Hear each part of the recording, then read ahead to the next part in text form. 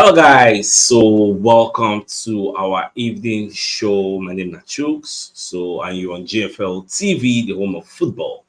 So if today that the first time, this night, and the first time we see our program, for you to bring you the latest Arsenal news updates as they drop all over the world. So for now, let's start with the evening news. All right, so David Seaman will be one of the Arsenal legends.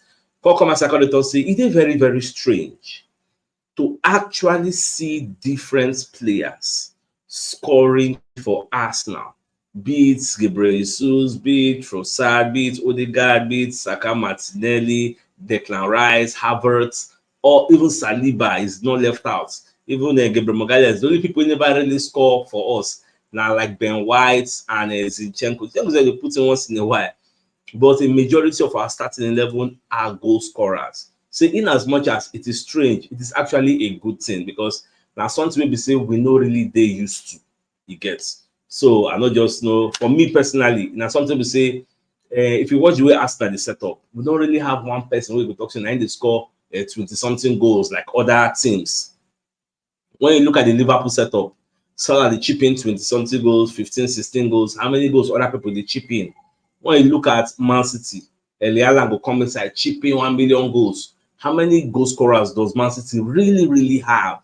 Get when you look at the nitty-gritty, how many goal scorers do they really have? So now Arsenal gets multiple goal scorers. That's why they're very, very easy to actually mark this Arsenal side because they get a whole lot of people that chip in the goals for them. That's what myself I'd say like the player. So when I look say the show, they come late. I actually stepped out, so I came back very, very late. At the same time, the money show was cracking. I don't really know what happened. And we on Starlink, and nobody really told me. Now later, person all the time said, actually your show was cracking. So I bet this evening one, let me know in the comment section, is it cracking or is it quite okay? Yeah, because I don't ever reboot the system. Because sometimes if they do maintenance for Sky, this Elon Musk satellites, if they do maintenance, maybe now waiting affect us, or maybe now weather, I don't really know. So let me know, please, whether the network day okay. Even though in the morning the voice was okay, it was just the picture that was somehow breaking. All right, so based on the match I want to play against FC Porto for the Estadio do Dragão. So in fact, today I called yesterday they call Porto Dragons. They call them Dragons based on their name. You get. So now then get some injury players like Zaidu, will be one of the Nigerian players who play for AFCON, is their #1 left back. Now, even today I didn't know, so I don't even know saying Porto the guy they play for. So the guy don't get a season-ending injury. So they say the season is over. Even their coach self when they complain Sergio Conceição. So instead of they complain now, nobody Zaidu gets this injury. Even Mediterranean. I know that and I remember one time where Arsenal be linked to that Mediterranean. At the end of the day, the guy can go join Porto. So the guy don't score 6 goals for them. They say the guy no go play Mediterranean, no go play. Get another player again where they sit down and say they like as they get injury. So now London Evening Standard, and then they make their own analysis. Say all those injury players we Porto get, if you miss the game, you go really strengthen Arsenal because people they hope say and that's Zaidu based on the African player when being go get strength to actually hold down Bukayo Saka. But now we'll be saying no, we'll even play the match based on say in the out. So more once will be the #2 man where they will use play against Arsenal. And don't forget, say Porto have a 40-year-old defender in Pepe of Real Madrid of past glory. You get so now for Portugal at the end they do in retirement career. So it's going to be coming up against our dynamic players. So I want to see how you go to match our players for pace. How they are going to do it, because I expect them to come all out and attack us. So just what today I even go check their standing for the Portuguese Premier Liga. They are in 3rd position. Benfica they first, Sporting Lisbon they second, then they did for 3rd. Benfica they gap there with so much points. They just lose their match against Aruca. Then say no they in the best shape or form. But we bono fairly, we carry fire, they go there. In fact, I really watch Charles Watts is saying tomorrow. Now Arsenal go to travel go Porto, not Portugal. They will travel go there because our match is on Wednesday. So once we travel go there, at least we can familiarize ourselves with their stadium. We'll make sure it's no be artificial turf, do some lights, touches. Then Wednesday night we do battle and see how things go unfold. All right, so away from that, so we're going to look at Thomas Partey potential return to football. So the London Evening Standard can say his potential return date is March. Even though Ateta talk say Partey don already dey train, that does not mean he's match fit and able to come into play. So in as much as he has recovered but not fully recovered because he has to gain match fitness. So they say that for March, that be the likeliest possibility where Thomas Partey go play. Someone will just dey patient. We'll see when this our star player will come back. Now, I want to check Arsenal's next 5 matches. Check Liverpool next 5 matches. Check Man City next 5 games. Make us see who get the toughest game and how many points you think say Arsenal fit collect for their next 5 games wey dem go play. All right, so for Arsenal, you go see say we dey play Newcastle at home, we dey play Sheffield United away, we dey play Brentford at home, we dey play Chelsea at home, and we dey play Man City away. So for these 5 games, how many points you think say Arsenal fit collect? Because for me personally, I dey look this Newcastle at home, 3 points, confirmento. Sheffield United away, 3 points. Brentford, 3 points. Then Chelsea and this Man City, now they get problem. We don't know the Chelsea will turn up. If now the Chelsea will play against Man City, turn up for the Emirates Stadium, the match will tire apart. But if now Chelsea will be say they lose guard sometimes when they play against big teams, and they feel collect. For here, I trust my Arsenal at the Emirates Stadium. So let me just say 3 points for the Arsenal. You get that's 12 points. Then Man City away at the Etihad Stadium. Win or draw. If we get a draw there, I'll be okay as long as we don't lose. So for me, for these 5 games, I'm seeing 13 points for Arsenal. So let me know what you think. Do you agree with me? Do you disagree? How many points you feel say Arsenal will collect for all these games so we get to play? Talking about Brentford, Man City, Chelsea. These are like the tough games. Yeah, then Sheffield United, Newcastle. So what are your thoughts? Let me know what you think. Now, for the Liverpool side, Liverpool have the easiest of the next 5 games on offer. Liverpool get Luton Town, they get Nottingham Forest, they get Everton, they get Brighton and Man City. Although you can argue, say the Everton match they get na derby, and Everton based on say that they struggle and they are fighting relegation battle, so they feel need to turn up. You see that Everton match, Brighton, we never know the type of Brighton we go turn up on that day. Brighton we will know they are usually difficult for big teams, but this time around you can never tell the Brighton will turn up. Out of that 5 games, the only one I feel say they very, very strong for Liverpool on paper, now be the Man City game. Because that match, I think both sides are going to settle for a draw because nobody would like to lose that game. Get that game. I just pray say if they drop points, but we're in the position to take advantage of those points. Now, when you can check Man City's next 5 games. So Man City go play Brentford, they go play Bournemouth, then they will play Manchester United, Liverpool, and Brighton. So I believe that Manchester United, Liverpool, and Brighton, that 3 games, you go do somewhat difficult. But make I come up Brighton because no really type of Brighton will turn up on the day. But you see that Manchester United and Liverpool then give them back to back. Just like as then give, I think we have Chelsea and Manchester City back to back, or Chelsea and Liverpool. We get 2 big teams so they come for front back to back. You know, they for our next 5. So these are the teams so all of us go play. So all in all, I think Liverpool have the easiest of all the games. So like the way me I see them. Now, the London Evening Standard for their reports, according to say Arsenal are going to beat Porto 3-0. So they're not going to be surprised if Arsenal kill the tie in the first leg. Because based on Arsenal's antecedents, which Arsenal don't do in the past games, knock people 5-0, 6-0, like that. So they're not going to be surprised if Arsenal go for the Estadio do Dragao, go beat them 5-0 or 4-0, like just kill the match. Then come for the Emirates Stadium, rest some players, so that we will see how we navigate the league. Because whether you like it or yes, we are still in the running for 2 competitions. May I not forget. And these are 2 elite competitions. Don't be like League and Europa League. We say, okay, you want to rest some players, but they go play Europa League. No. Champions League, you need your best team to play there. The league, you need your best team to play there. So that's just the thing. But if you can go to Portugal, get a decent results, you get. Then when we come back home, we consolidate. At least go there 2-3-0, lock it up, if possible.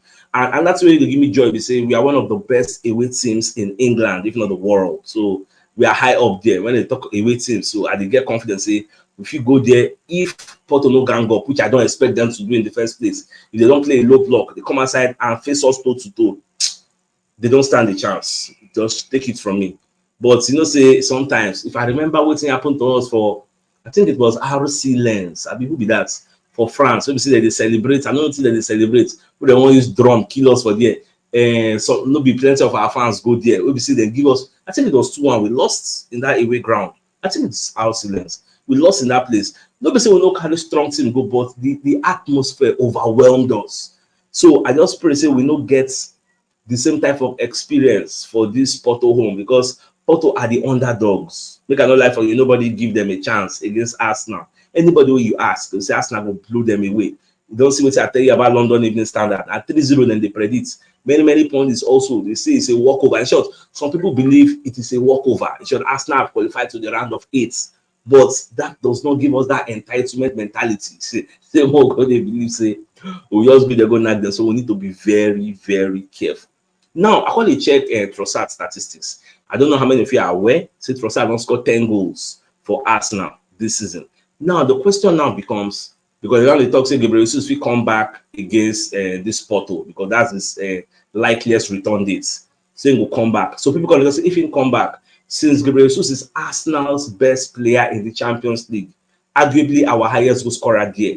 So if he come back, all things being equal, should we be using Gabriel Jesus in the Champions League and be using Trossard in the league? So many people they debate this thing for the media space. For me, I would argue that we continue using what is working. If Gabriel Jesus comes back, let him settle for a place on the bench. There are no sacred cows in our team. Don't be saying because you don't come back because you are Gabriel Jesus, so what? So let him, that's my own opinion. Let him settle for a place on the bench. Continue using the Trossard, because I don't know, there's this synergy, there's this understanding between Trossard and the remaining team, like their dynamism, the way they interchange. And Trossard spends more time in the box than Gabriel Jesus usually spends in the box. So that's something I don't observe. I don't see. Trossard has no business coming to the midfield. I don't see that happening. He spends more time in the box, or he's on the flanks, interchanging with Martinelli to go inside the box. So that's why they say Trossard is a more like, in short, look at the goal with Trossard score against Burnley when wipe that shots. Many people say no wipe.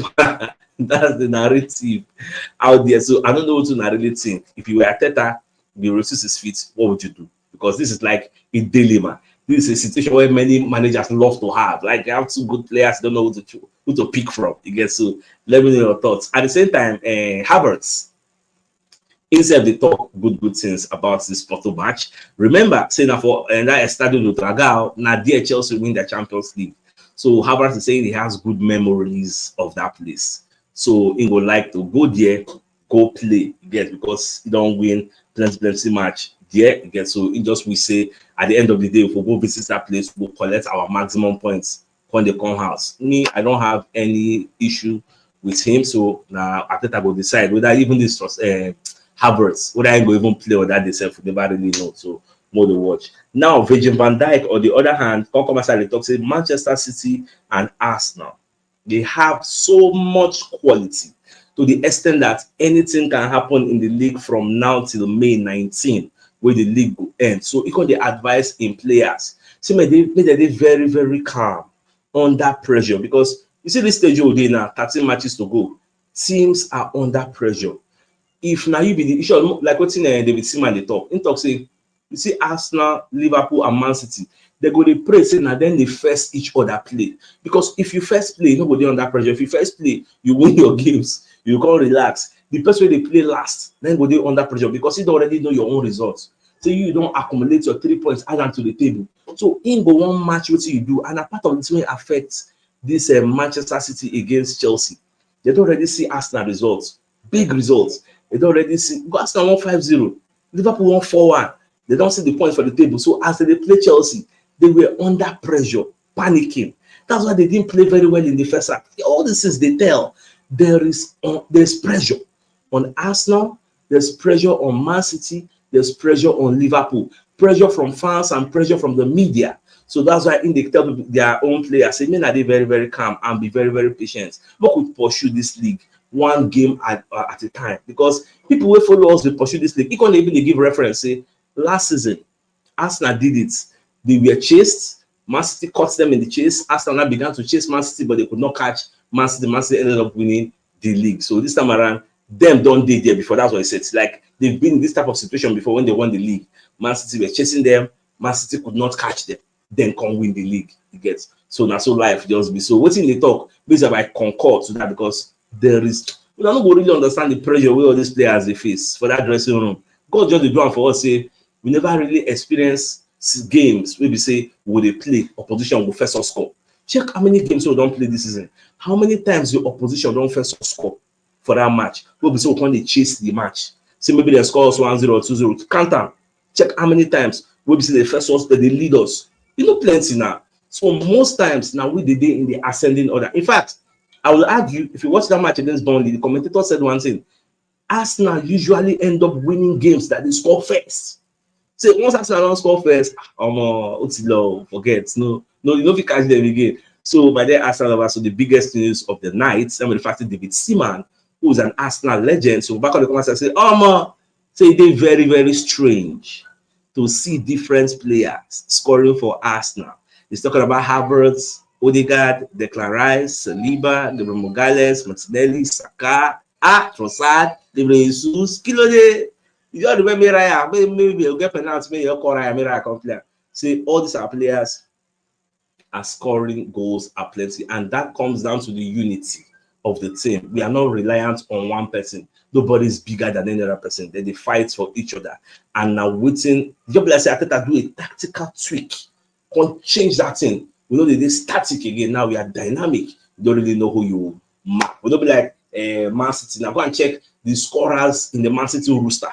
They're not plenty now. If you come on Alan, who else is scored there? Come on, Alan. How many other people don't score like 5 goals? Okay, come on, Alan, come on, Pidgin. Who else? They score for there. We don't reach like 5 or 7 goals. Oh, yeah, count them. But if you come Arsenal, go count people don't score like 5 goals or more. They're plenty. Nketiah did there. Trossard did there. Havertz did there. You go still count Odegaard. You go still count Saka. You go still count Martinelli. D1. You go still count Jesus. Even Gabriel Magalhaes has gone for this 2024. I think also don't score past some kind strikers. The one states. So that is the difference between Arsenal. Liverpool, how many people don't score plenty? But come on, Salah. Oh, yeah, how many? Salah, Darwin Núñez. How many then do? And yet they are the people that have the strikers and we will not get strike out. Thank you. So my dear Arsenal lovers, I think this is a fine place for us to call the show and end. So till I come your way tomorrow morning as usual. Now give out. Thanks for tuning in and good night.